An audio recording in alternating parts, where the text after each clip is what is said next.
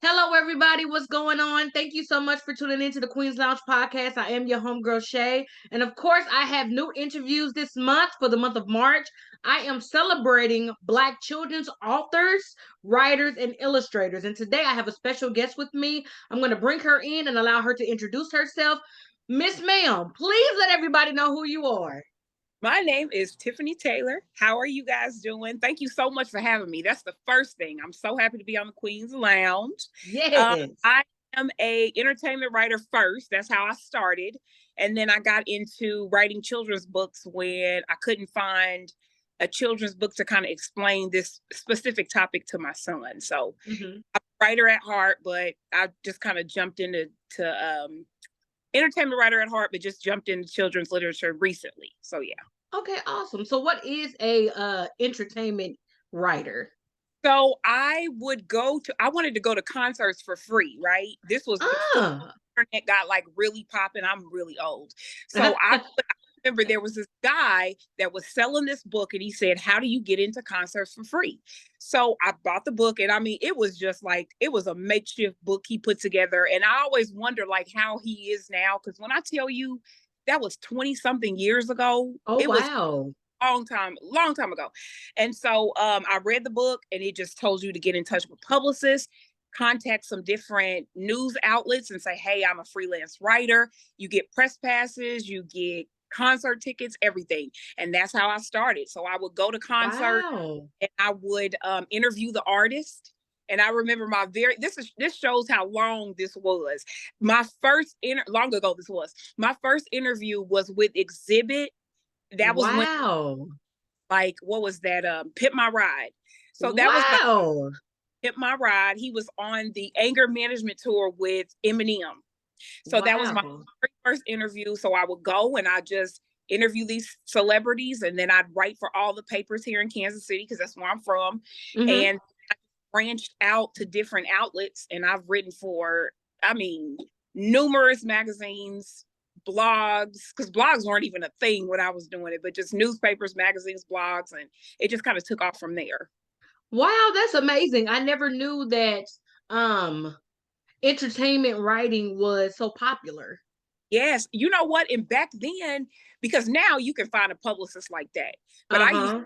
to scramble to find who was Bow Wow's publicist and how do you get in touch. And that was a whole little fun game for me trying to figure Uh-huh.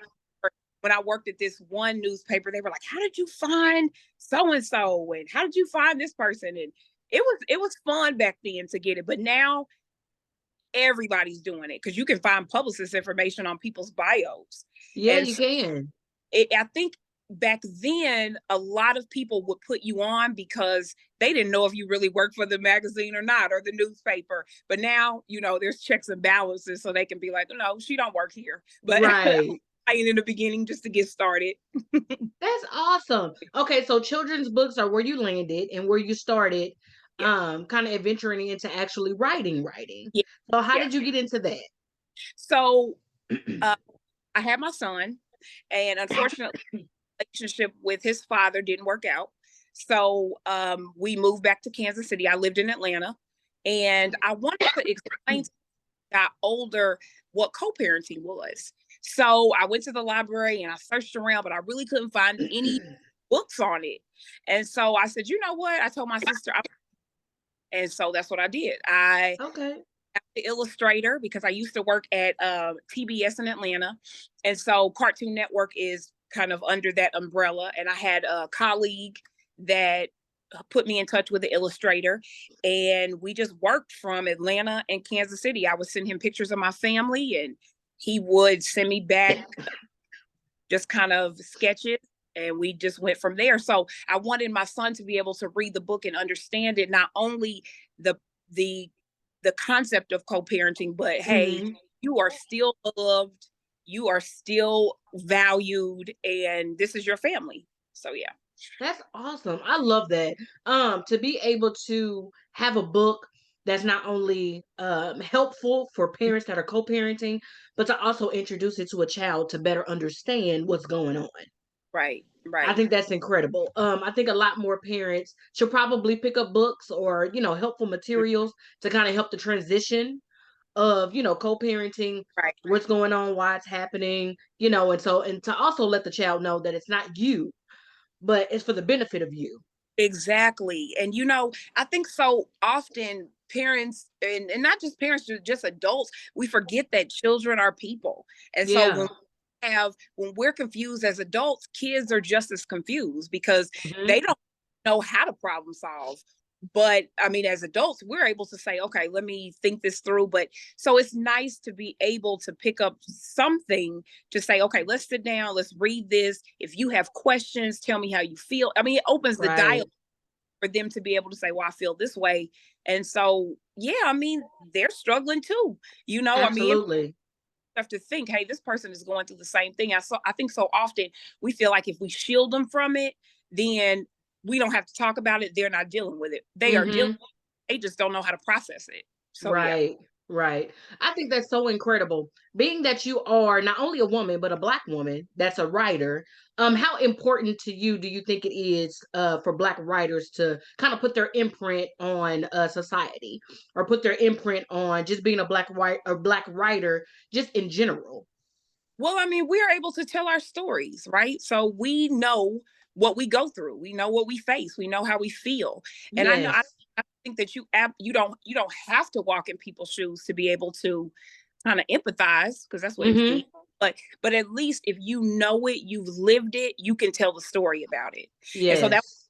things in my book I wanted to show my son not only the co-parenting aspect, but there are so many different shades in my family of us as being African American people. I wanted him to see that too.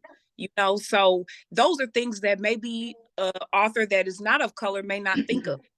Sometimes we see these books or we see TV shows and there's one shade of Black people, and we know that that's not true. And Yeah. so it's interesting because I work at a school, and one of the little boys said to me, because my mother and I, we both work there together, and my mother is lighter you than I, and he said, you guys don't have the same skin. And you don't have to have the same skin to be in the same family. So Right. another thing I wanted him to be able to pick up throughout that book. So and Mm-hmm. anything else that another child will see. So yeah, it's Yes. definitely important for us to get out and tell our stories because there's a lot of stuff people don't know about us. Absolutely. One thing I love about Black writers in general, or the fact that you can feel the characters through the books. Oh yes, yes. I love Black authors. Hmm. And I love them so much as I love them so much so is when I'm reading a particular book, drama, whether it's a series or a trilogy of books. One thing I absolutely love is the fact that I get upset with the character. It's almost like reading the book as a movie. Absolutely. And I absolutely love that not only can we tell a story, but we can tell it so much so to where you feel that you're the character. Right, right. I mean, you see that character on the street, you want to punch him in the face because you feel like Absolutely. I do so and so like this. Yeah. Absolutely. And Yes. that's what makes a good storyteller. That's what makes a good Yes. author is that you are in that book. And that's what I love when you read books and you feel like you are there. That is what Yes. book. And you can feel it, smell it, all of that. That's Uh-huh. what can do for you. So yeah. Absolutely. I Another totally- telltale sign of a good book is that you just have to keep reading it over and over again. oh I can't yes. tell you how many books I have or how many books that I've read where Mhm. I keep picking it up because it's such a good book. Right. And And that's it's just not too many books I can say that I like that. and that's the thing, with movies too. If you like Yes. watch it over. I remember someone saying to me, because I know everybody done probably read this, every Black woman, coldest winter ever. And when I Yes. tell people like, well, why would you read something over again? Why would you watch a book over again? I Right. have so many times and you pick up different things as you read it. And Isn't that's that why something? yes. So I mean it's just like watching a movie, just like listening to a song more than once. Yes.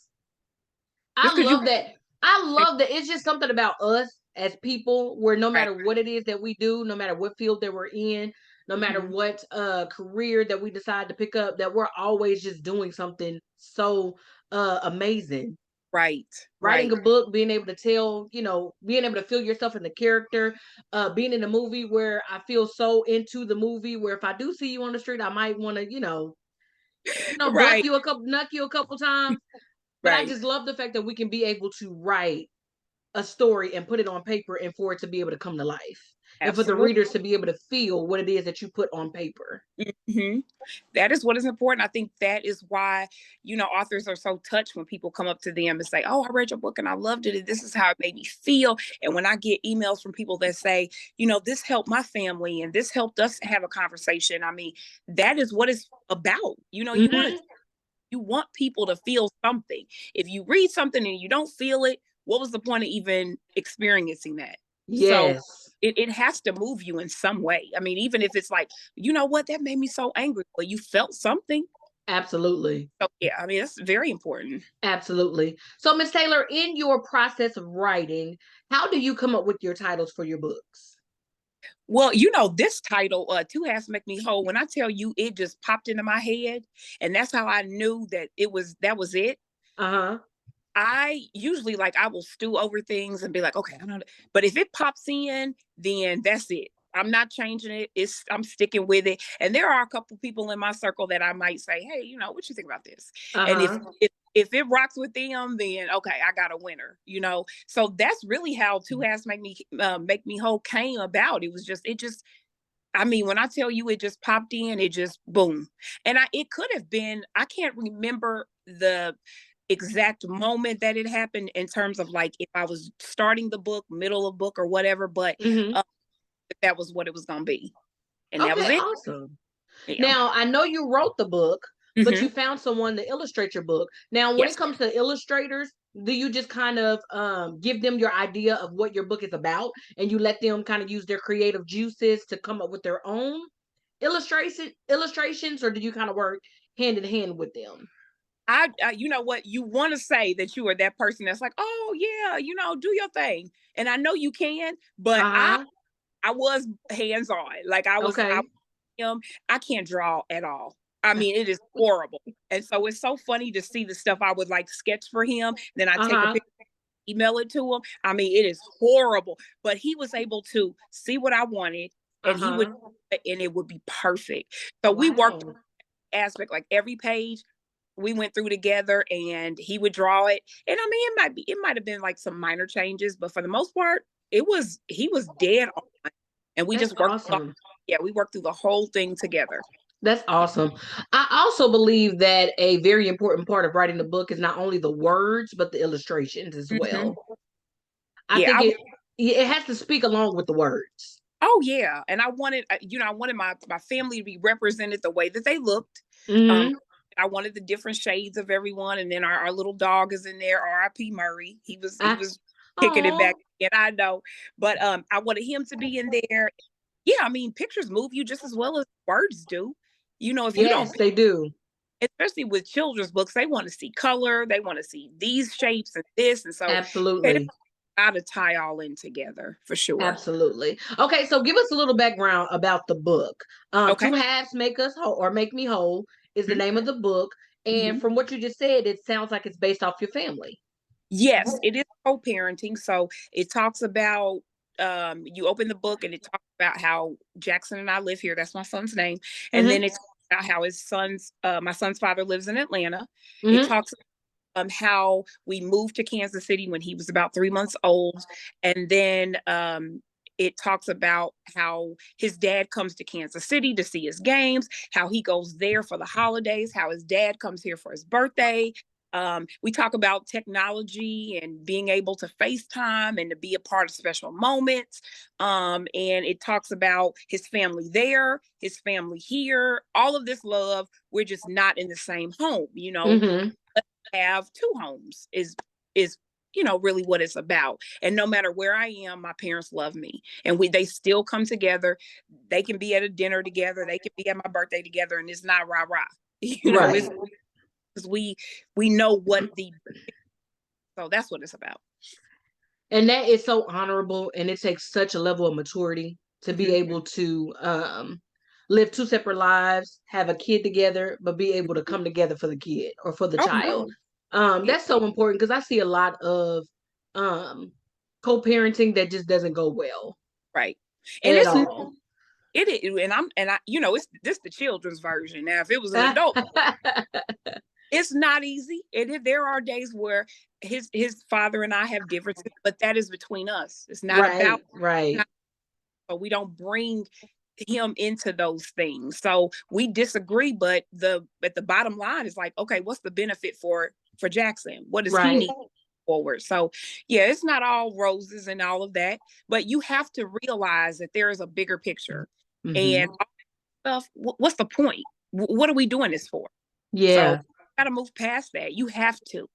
that's awesome. Okay, so you wrote the book, you have an Mhm. illustrator. So, future wise, is there any other writers that you would like to collaborate with, or any other illustrators that you have in mind for your next book? I love my illustrator. When I look at my book, sometimes you look at projects and you're like, I would have did this better. I would have did that. Hmm. I never feel like that with my book. I feel like that's my second baby. I love it from front to back. But I do have another book that I have written that I want a different illustrator just because it's a different feel. It's not the Okay. same feel as my other book, so I want something a little different. So I'm actually in the process of finding an illustrator. I just haven't really seen anything that I 100% want to go for right now. Hmm. Illustration can cost a bit, so my mind's up here, right? So I feel like Yeah. up here, I want to take it to another level, and that costs money. So Yes, it does. it's just making sure that I have all those pieces in place to have a second book and it look just as good as my first book or better. Hmm. So yeah. That's awesome. Yeah. So, can you give us a little insight of what your next book is about? It is about. I actually wrote it during COVID, so Okay. it would have been smart to get it out at COVID time, but I think it's still relevant. It just talks about my son and his last few days of school and just his transition with COVID and how it changed the world and changed things for him and how I was able to kind of adapt to COVID and how we did it. Hmm. That's really basically what it's about. Okay. Now, future wise, for your writing, is there any adventuring into like adult books, or will you always want to do children's books? I have ghost written for a few people in the past, and I love that. And I want to delve back into that. I haven't really put myself out to have any opportunities to do that as of lately. I've been dealing with so much other things, but I want to get back into that because that is really fun to me. Hmm. People with ideas and I can bring them to life and they love it. And I love that, so I want to get back into that. There is another book that I am kind of jotting things down about just some things that I went through during COVID that I struggled with Hmm. and I have overcome and I'm in a different place right now. So yeah, that's definitely something I'm working on too. So That's awesome. Have you envisioned yourself doing anything outside of adult books or children's books, like journals or devotionals or things of that sort? not yet, but I'm open. I love the writing and the storytelling and all of that. So I'm open to so many different possibilities. I don't shut myself off to anything. That's awesome. Yeah. So, do you have any future events coming up where people can purchase your book or have it personally signed? Yes, I am going to be there is a event here in Kansas City. I'm so sorry I should have wrote all of this down. I know I'm gonna be on another podcast at the end of this month and I need that information. I'll be on Tanya's talk, I think that's what it is. And I should have had all that together, but I don't, but I will be at a few events this year and I'm Okay. posting page if people want to come to my Absolutely. all that stuff. So yeah. Okay, cool. So, where can your book be purchased? It is available on Amazon.com Okay. and it's available if you are local in Kansas City, it's at the Nelson Atkins Art Gallery. So it's available there. Awesome. Yeah, That's awesome. Okay. Well, Miss Taylor, thank you so much for taking time out of your day to come and hang with me at the lounge and kind of talk a little bit about Black writers and illustrators. They are very necessary. They are very important, and it feels really good to be able to read books to my son that absolutely. were specifically written for children like him, children Hmm. that look like him, kids that kind of grew up in the same, household as him, that look like him. So it's good for him to be able to see it visually Right, and absolutely. hear the words, Hmm. coming directly for someone that looks like him. Hmm. Well, thank you. I'm happy to be here. I was wonderful. You are a pleasure, of course. I'm sure you've heard Thank that. you. But joys the book and any future endeavors I have. And yeah, I'm just glad to be a part. Glad to be a part. Awesome. So, Miss Taylor, if there's anybody that wants to collab with you or reach out to you for any additional information, how can they contact you? There you can go to my Instagram, which is Jack's Mom in KC. So it's JAXINMONKC. Or they can just come to my Facebook, Tiffany Deanne Taylor in Kansas City, Kansas. I think I'm the only one in Kansas City. So, and then my email is right on there, and we can just kind of collab from there. Sounds great. Miss Taylor, this will not be the first or last time I invite you on the I, podcast.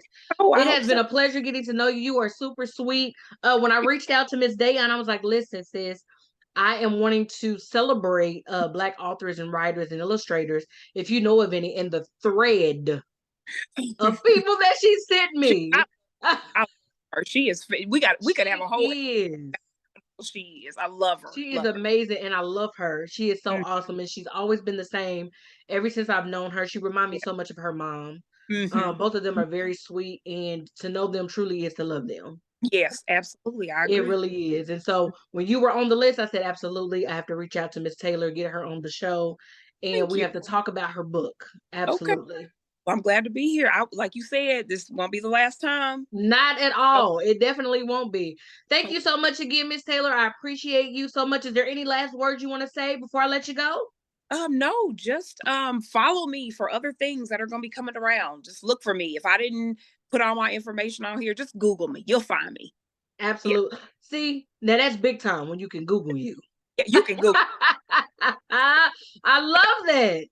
And he actually Googled me one time, and he brought the information. He said, "Mom, look, I Googled you," and he showed me. And I said, "See, that's why you got to be careful what you hit Yes, on the internet, because your kids can Google you." So I'm absolutely.